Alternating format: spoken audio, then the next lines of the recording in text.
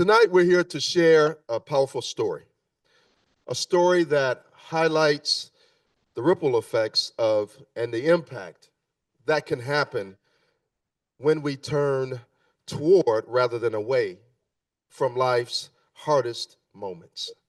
Through Peter and Jane's story and through the incredible panelists that you're all going to meet, we are going to see an unfolding story, an unfolding narrative of how we're all connected through the hard parts of life. We're all connected by loss and mortality, but we're also connected by the way in which we respond to it. So when Peter received a diagnosis recently, initially thought to be terminal, a lot changed in their life. Not just for them, but for all the people that you're going to see on this stage this evening. We've all been connected through this unfolding narrative, and that's what happens in life. In 2002, he was diagnosed with CLL, resulting from exposure to Agent Orange during the Vietnam service. In 2005, he had his first heart attack, which was treated with 2 stents. In 2012, a 3rd stent was placed. In 2018, he had bypass surgery. And in 2024, it was the finding that he had a reduced ejection fraction from his heart, which was the first diagnosis that we considered untreatable and began to realize what might lie ahead. Prior to this diagnosis, I just viewed that, life was going to go on forever.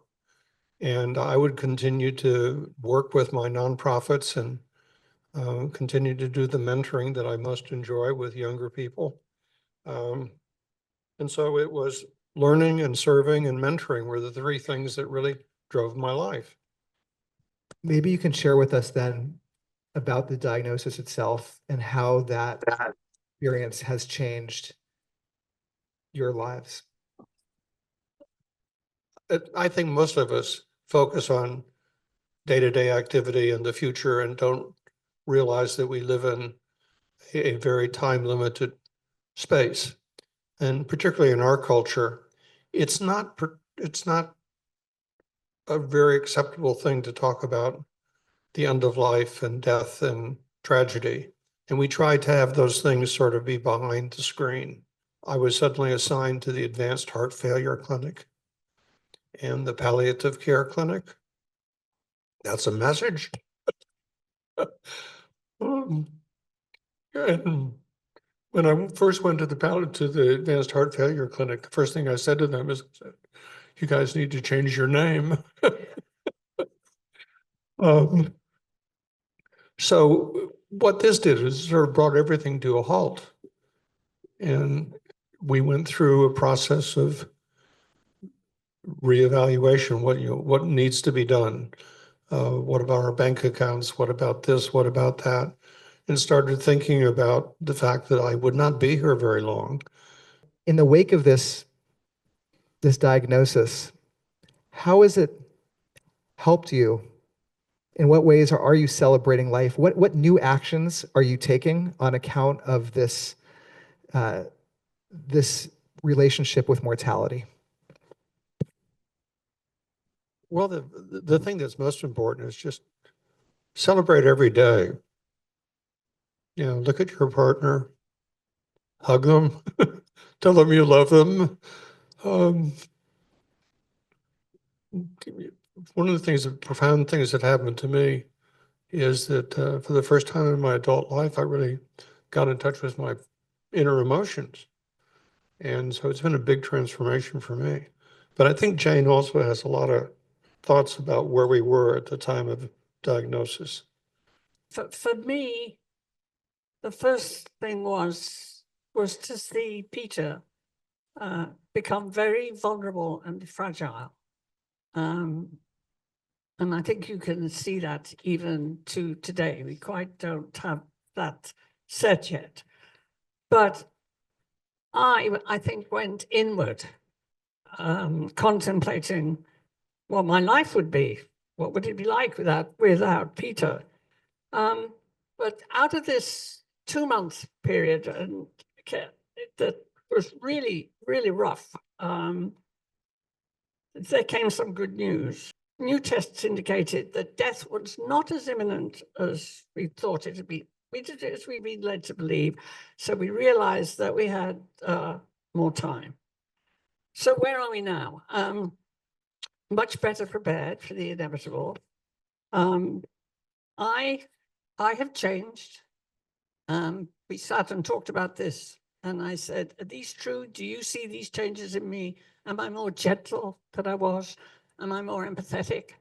The answer was yes. We're communicating much, much better. We're spending more time together. We're taking naps together. I think at this point, our life feels to us both so much richer, and our life is certainly happier. It's so profound to hear from you both in terms of the richness of life. We're going to make some richness happen right here by dialing in Lindsay Holly Handler, if we may. So Lindsay, maybe you can share a little bit about how you know Peter and Jane. I will. So I met Peter 20 years ago this year. And I remember that very first hour I ever met Peter. I came with a proposal about 50 pages long and was going to tell him all about my project. And he immediately actually taught me about leadership in this moment, where he said, you know, I'm excited to see the proposal and hear about the details later, but I want to hear about you and your leadership and your goals and the impact you want to create. I'm curious, Lindsay, what inspired you to connect Peter and Jane to Reimagine? And what were you hoping for via this introduction? Yes. Well, so I've been very lucky to know Brad for 24 years as well. And I know Brad's deep passion for creating connection, not just in celebration, but actually through trauma and grief. And he's been doing that since I met him 24 years ago when he lost his friend, and really used music to help heal, and then really took on this tough challenge of, you know, how do we approach end of life in a way that, how do we celebrate people before they die? How do we make the most of our life while we're here? And I think very few people are willing to have these hard conversations. And as Peter shared his diagnosis with me, I just really immediately thought of Reimagine. And I thought, you know, how do we connect Peter and Jane, who've lived a life of service and meaning and are actually going into a deeper phase of that, with Reimagine, and create a celebration that really does inspire other people to live life differently. So just couldn't be more thrilled with this partnership. And Lindsay, last question for you here is, you yourself have lived through your own sparks. And, you know, you said you were willing to maybe share a couple of seconds about what you went through, and how your experience kind of dovetails on the themes that we're talking about here this evening. So in 2013, my husband, Nick, my daughter, Julia, and I was 8 months pregnant. We were in a terrorist attack in Kenya. We had stopped at a mall called Westgate just to buy a birthday present for my daughter's friend.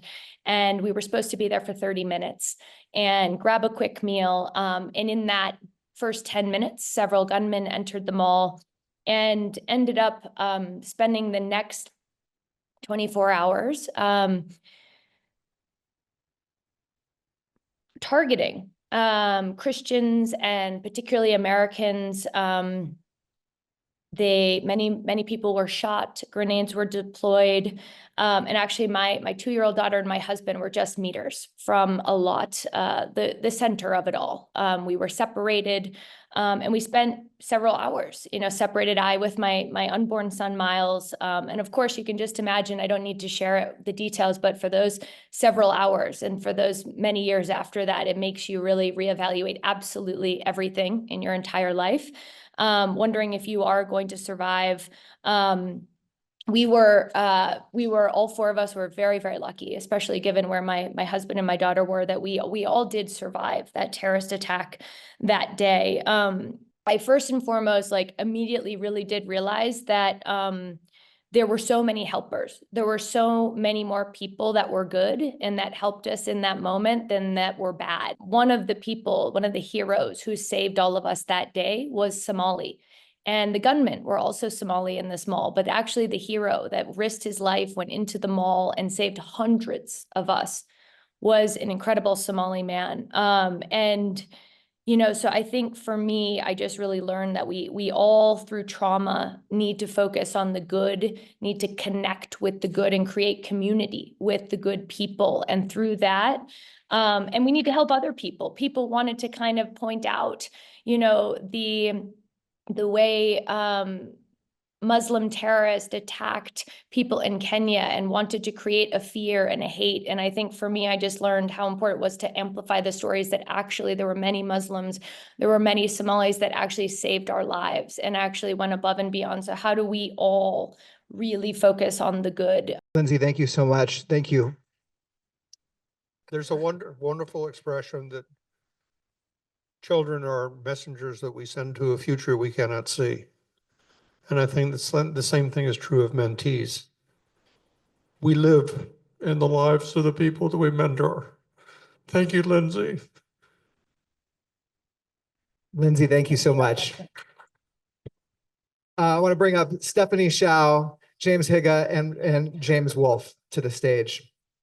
Each of these three people who I'm bringing up now, like Lindsay, have been part of this unfolding narrative around what happens, what kinds of ripples of impact and transformation happen through life's hardest places.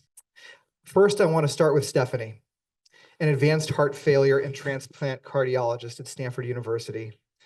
Stephanie's passionate about rehumanizing medicine, about helping physicians integrate the loss and pain they carry and encounter to create sustainable and healthier careers and lives for themselves and their patients.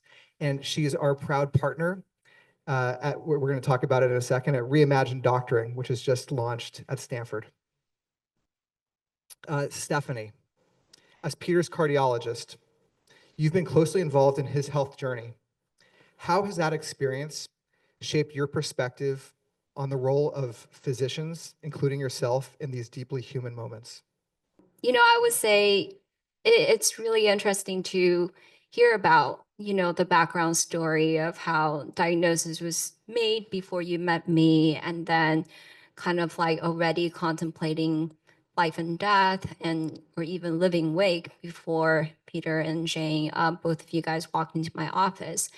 I would say my first impression, I go on with my day. So as the bad name of the clinic, as you mentioned, Peter, it's advanced heart failure. And so, it's a subspecialty in cardiology that I see patients with end-stage heart failure.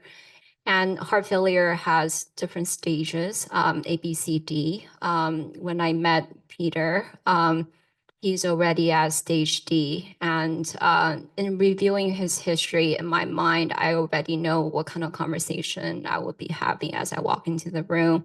In my mind, I know time is limited. So I walked in and I did not anticipate seeing a dashing man with a beautiful woman in suits and notes ready. I have heart failure with reduced ejection fraction. I believe I need beta blocker and angiotensin inhibitor, empagliflozin. And I also have a pacemaker that I know is not functioning very well.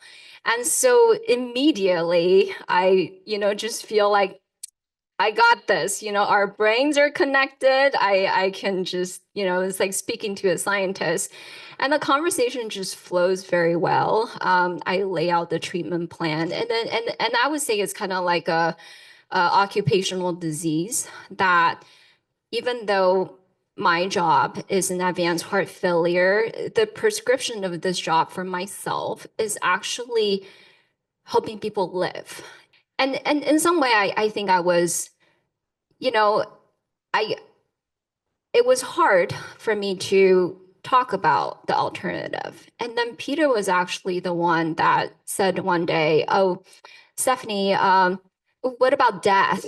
It just hit me at that moment. And then I was like, "You're right, Peter. And I'm sorry I didn't talk about it because I'm uncomfortable about it." And I feel like medical care system, even though I had training in palliative care through internal medicine as part of the required thing, it was a very dichotomous situation that we don't send patients to palliative care unless we exhausted everything. And then it was almost like a warm and cold handoff. And then you feel like your job is done and then the other person takes over the baton.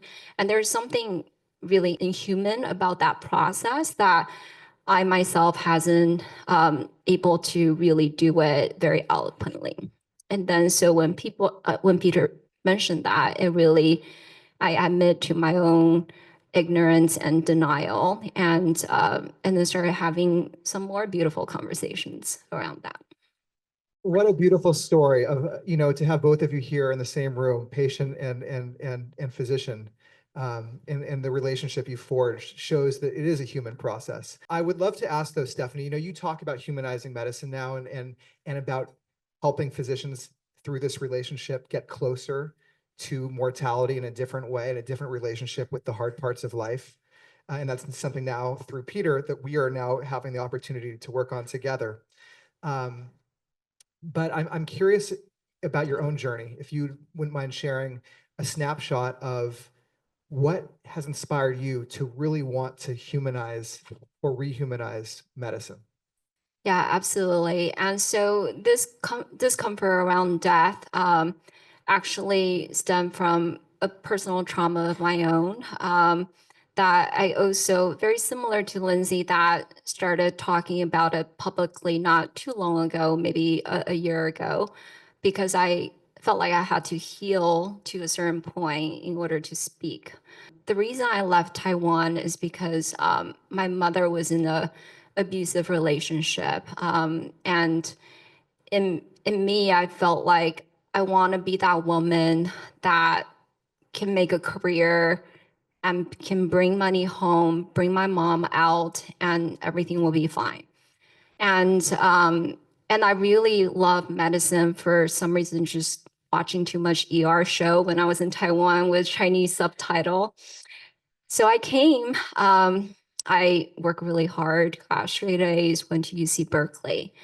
And then I fell madly in love with this young man in electrical engineering. And this is before Facebook social media time. And he was about to get a job at Facebook. I have no idea what that was at that time. But, we were thinking about getting engaged. And that summer, when we have a plan to drive from Los Angeles back to San Francisco, and I got into a huge argument with him. And then I decided not to get into the car. And then his mother got into the car with him. And then they drove. And then they had a head-on collision with a truck coming on. And he was 1 year ahead of me. So I still have one more year to finish at UC Berkeley.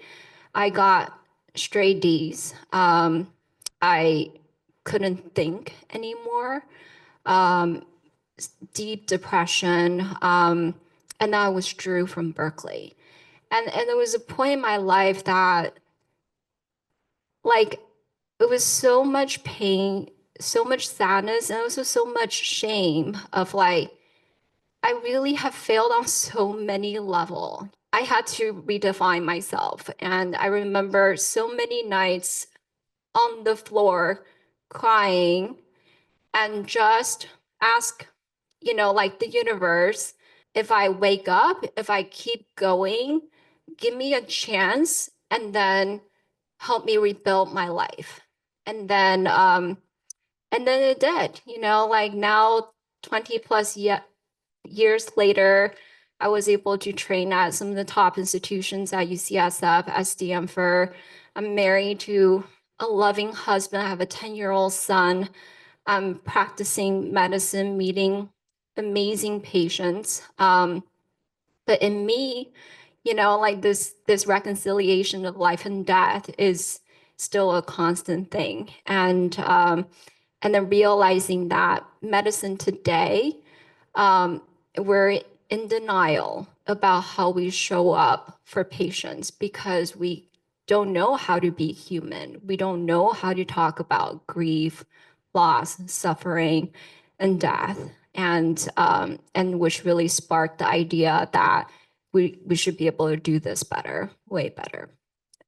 Thank you for your vulnerability and for you and Lindsay both, right? Every story is stories of how pain can lead to this acts of service, and now you're here helping, cure and help a life through what you've gone through. So thank you so much for this whole journey.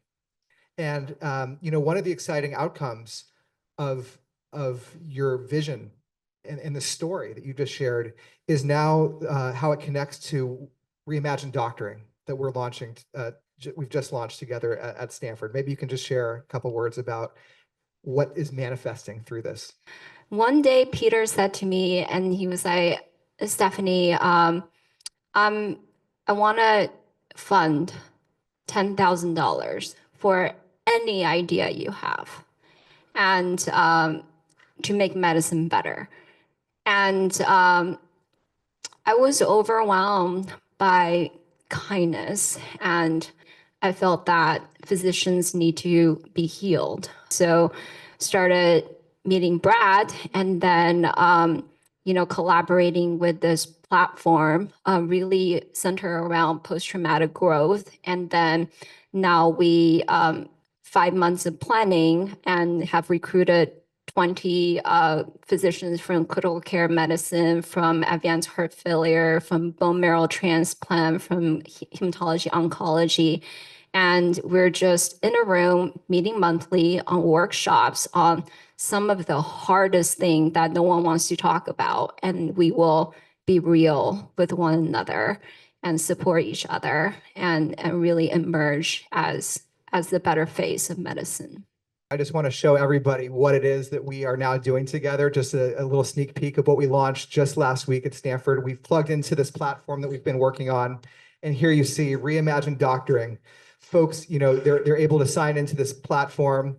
You can see here, this is what we've been working on for the last 2 years at Reimagine, a feed of people transforming their pain into beautiful things, into action, into service, into small ways of responding healthily, whether it's through reflections that people are taking, whether through creativity, people creating mini poems, sharing their emotional states, drawings, creating new dreams out of their pain.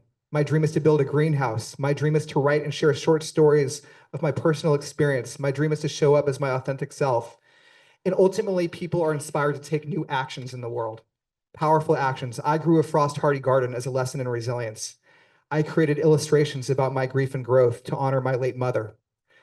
And so the currency here, we don't have a like button. Instead, we just have the holding space button.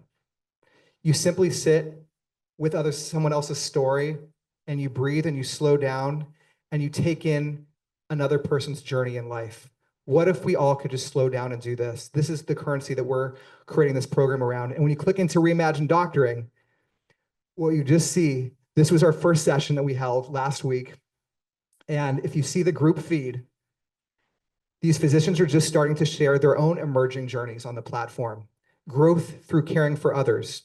This person's intention is to integrate experiences of suffering seen as a physician into my life journey and to become a better husband and parent. And that was inspired by his own journey through loss and bereavement and health challenges and life transitions. Or I'll just conclude with this one, a listening heart. This physician is sharing their intention is to learn about myself so I can be present for others. Imagine if these are the kinds of stories that we can create at Stanford through these 20 people and eventually through the entirety of Stanford medicine, ultimately to all of the patients that are receiving care and ultimately to the entire world. So that's the vision that we have, that because of the generosity and the conviction of people on this stage tonight, we're starting to make happen in the world. I would just point out that, this is the beautiful example of leverage. Each of us can't do very much, but when we have someone like Stephanie, you can make a huge difference. And so think carefully about how you can use the leverage of your privilege, your position in life, through other people to make a difference. And I look at Stephanie and I think of Lindsay and Bethany and the other people that we've mentored. What an amplifier you are. Thank you so much. I am so excited to introduce our next panelist here. James Higa is the Executive Director of Philanthropic Ventures Foundation. PVF embraces radical collaboration and innovation to demonstrate what philanthropy could be. In addition to this, James has had a very long and storied career in Silicon Valley. He reported directly to Steve Jobs. As a musician myself, as you may see later, it is so exciting to be with him as he helped really spearhead the launch of iTunes that transformed all of music in the world. I want to begin maybe more macro just for you. If you could just share a little bit about the role of philanthropy more generally in transforming, suffering. I got to that answer through technology. I had a long career at Apple, started in the Macintosh group in '84, went to Next Computer, back to Cupertino, all told nearly 3 decades. And as I reflect on that career, I think about it a little bit differently in that I think of beauty. And what we were trying to do was to create more beauty in the world, to leave it more beautiful than when we found it. And perhaps the way we could do that is if we built the best personal computers that we could. Humankind's best tool to date, could it change the way people are informed, the way they are educated, the way they communicate with their loved ones? And in many ways, I think it has. And I left Apple after Steve passed away because I wanted to continue on that journey to create beauty, to lessen suffering, but through communities and through people. And it is my belief that you can transform the world just as much through people, through communities, as you can through technology. And the way to do that is to really think different and innovate. I'm a product guy. That's how I kind of view the world. And so we view Philanthropic Ventures Foundation as how do we change what philanthropy could be, what it might look like. And we're honored to be able to work with partners and donors like Peter and Jane, who embody that spirit of innovation and think different at Stanford Medical Center and at Intel. And our job to wake up every day is to manifest those ideas and those aspirations that are in your heart. And we want to be, when you go to one foundation after another and everyone is telling you no, no, we can't do that. No, it's too complicated. No, it takes too long. We want to be the people who say yes. So I do firmly believe that philanthropy can lessen suffering by making the world more beautiful. And I think the way to do that is to say yes instead of saying no. So, in terms of the small world connection that we're all sharing together on this stage, when I was first connected to James through this relationship, and it turns out that James shared with us on that call that just the week prior he had lost his own father, and that's obviously the work that we're involved in here at Reimagine. And you've spoken about the connection between that experience and the lessons you learned from Steve Jobs. So what have you learned? How are you processing this, and what are you taking from that forward?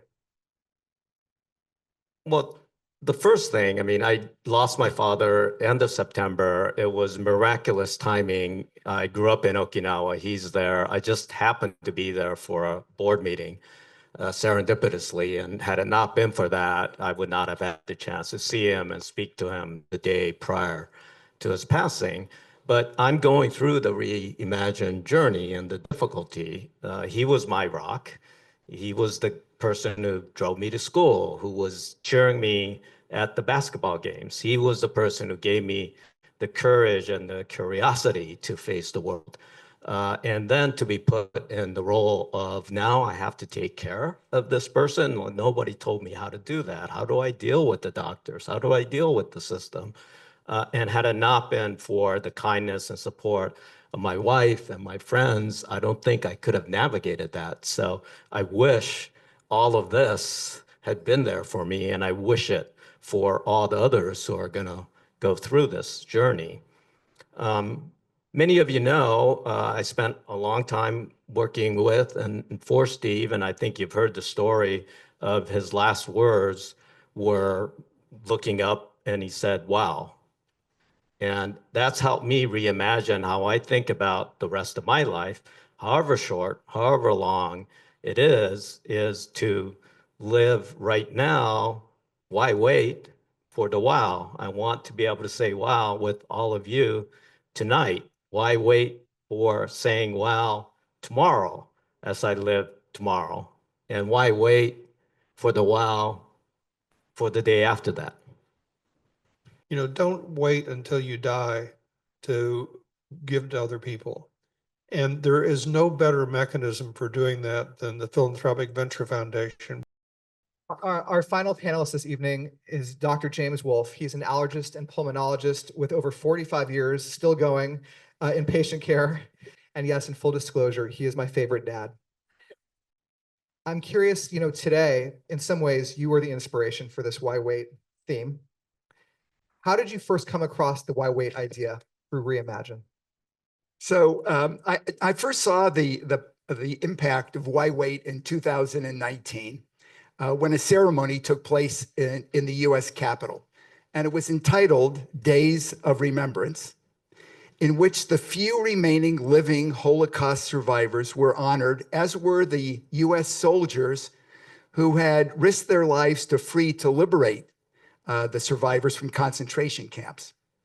And my nearly 100-year-old mother at the time, a Holocaust survivor, she had been invited as an honoree to light one of the 6 remembrance candles at the ceremony.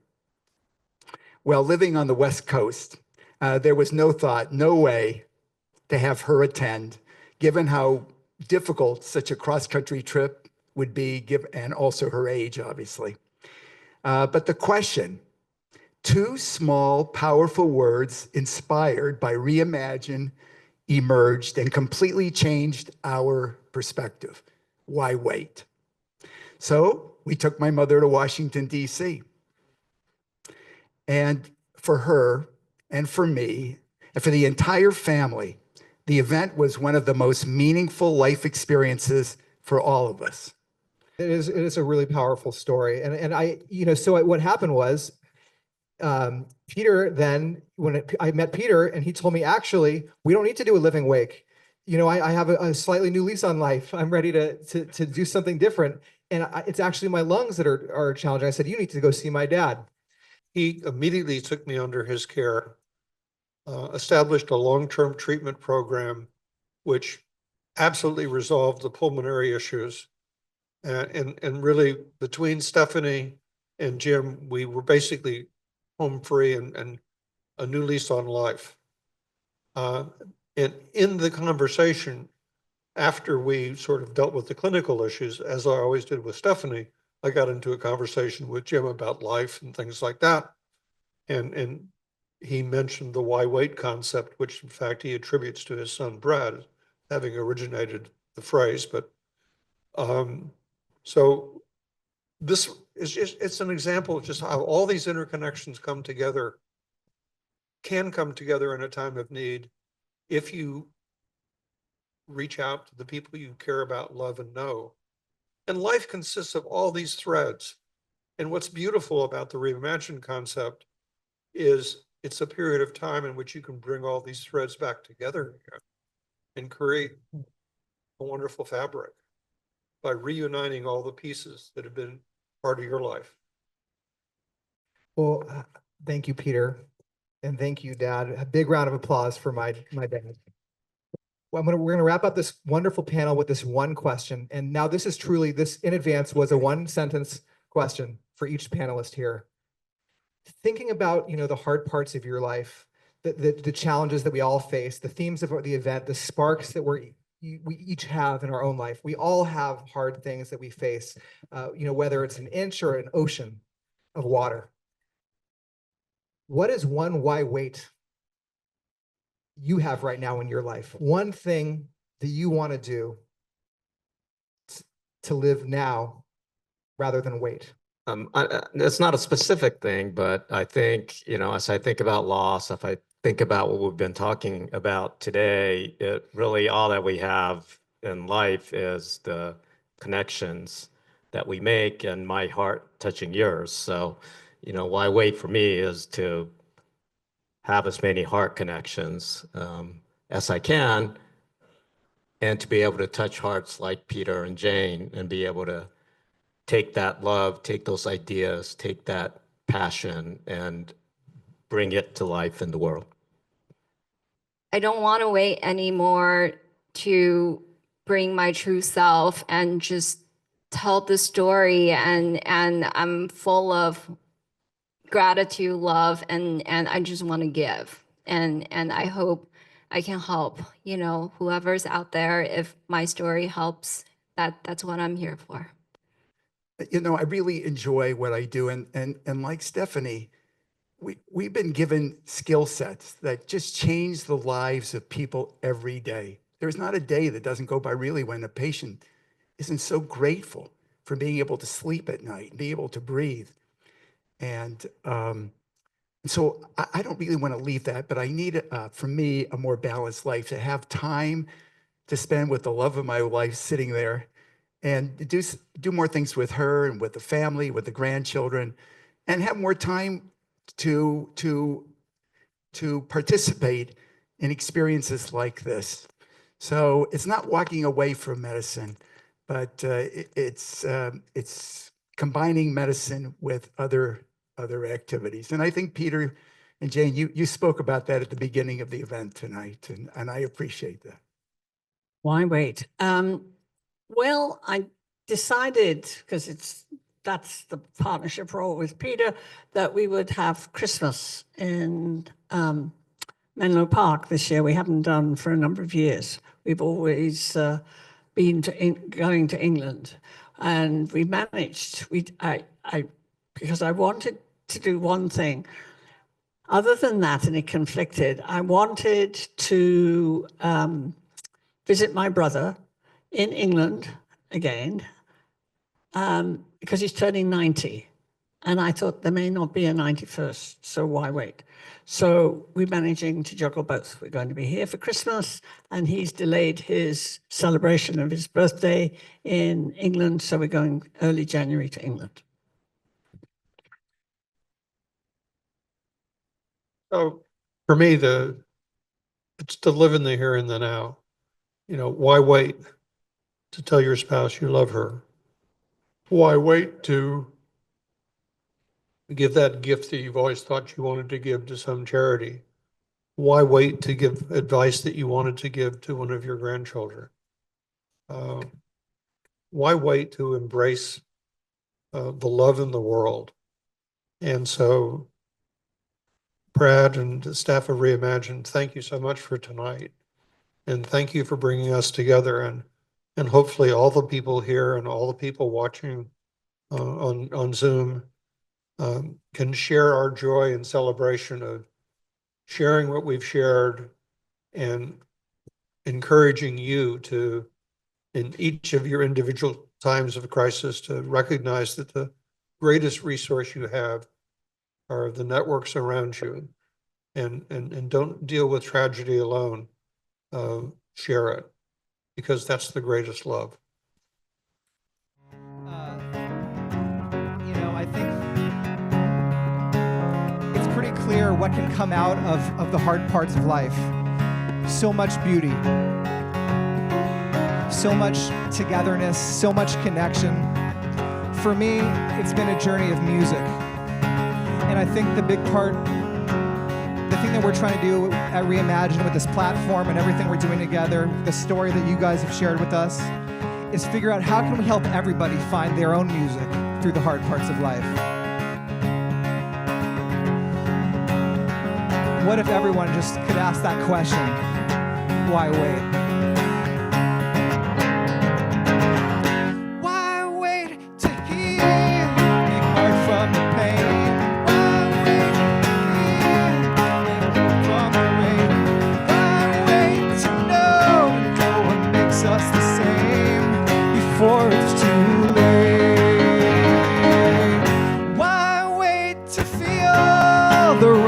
my blood.